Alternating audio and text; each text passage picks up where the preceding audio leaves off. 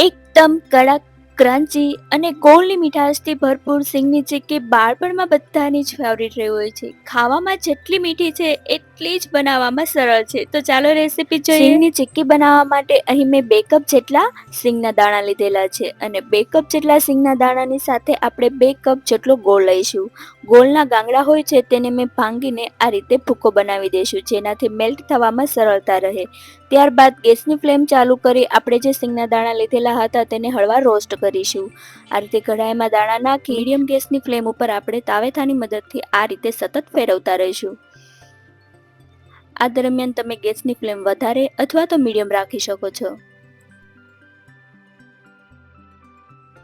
અહીં મગફળીના દાણા પર થોડી થોડી દાજ પડવા લાગે અને ધીરે ધીરે તડતડ જેવો અવાજ આવવા લાગે અને સાથે સાથે મગફળીના દાણા પરની ફોતરી પણ ફાટી ગયેલી દેખાવા લાગે એટલે આપણે ગેસની ફ્લેમ તરત જ બંધ કરી દઈશું. અહીં વિડીયોમાં બતાવ્યા મુજબ દાણા દેખાવા લાગે એટલે આપણા દાણા પરફેક્ટ રીતે શેકાઈ ગયા છે. જો વધારે શેકાઈ જશે તો દાણા ટેસ્ટમાં દાજી ગયેલા અને કડવા લાગશે.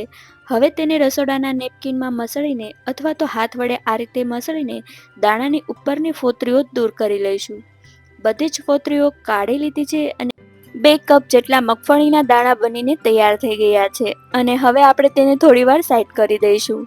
ગોળનો પાયો લેતા પહેલા જે જગ્યા પર આપણે ચીક્કીને પાથરવાની છે ત્યાં 1 થી 2 ટીસ્પૂન જેટલું તેલ નાખીશું અને હાથની મદદથી તેને આ રીતે આપણે પાથરી દઈશું.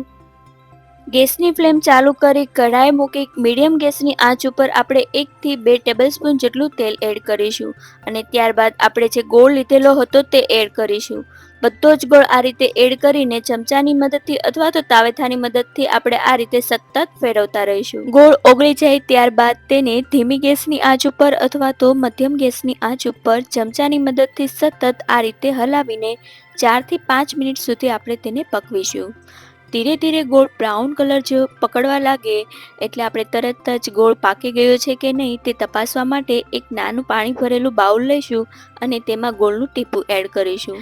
પાણીના બાઉલમાં આ રીતે ગોળનું ટીપું નાખતા ગોળ તરત જ પીગળશે નહીં અને હાથ વડે આ રીતે દબાવતા થોડુંક કડક લાગે છે એટલે સમજવું કે ગોળ પાકી ગયો છે, નહીં તો થોડો સમય માટે તેને પકવીશું.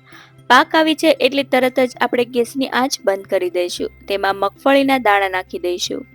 જ્યાં સુધી બધી જ મગફળીના દાણા સાથે ગોળ બરાબર લપેટાઈ જાય ત્યાં સુધી આ રીતે આપણે તેને ચમચાની મદદથી ફેરવીશું. ત્યારબાદ પહેલેથી જ ચીકણી કરેલી જે સપાટી હતી ત્યાં આ મિશ્રણને નાખીશું. જલ્દીથી વેલણનો ઉપયોગ કરીને મિશ્રણને આ રીતે ફેલાવીશું. જ્યાં સુધી ફેલાવી શકાય ત્યાં સુધી આ પ્રોસેસ થોડી ઝડપથી કરીશું. વેલણની મદદથી જો તમને આ પ્રોસેસ કરતા ન ફાવે તો તમે અહીં સપાટ તળિયાવાળી આ રીતની વાટકી લઈ તેના પર તેલ લગાવી અને આ રીતે તમે વજન આપીને ચીક્કીને પાથરી શકો છો. આ પણ એકદમ ઇઝી ટ્રીક છે. આ ટ્રીકથી પણ ચીક્કી એકદમ સરસ રીતે પથરાઈ જાય છે. જ્યાં સુધી ફેલાવી શકાય ત્યાં સુધી આ રીતે આપણે ફેલાવીશું અને આ પ્રોસેસ થોડી ઝડપથી કરીશું, નહીંતર મિશ્રણ ઠંડુ થઈ જશે અને કડક થઈ જશે. હવે તરત જ આપણે કોઈ પણ ધારવાળી વસ્તુ લઈશું અને તેને આ રીતે 2 ઇંચના ચોરસ ટુકડાઓમાં કાપીશું.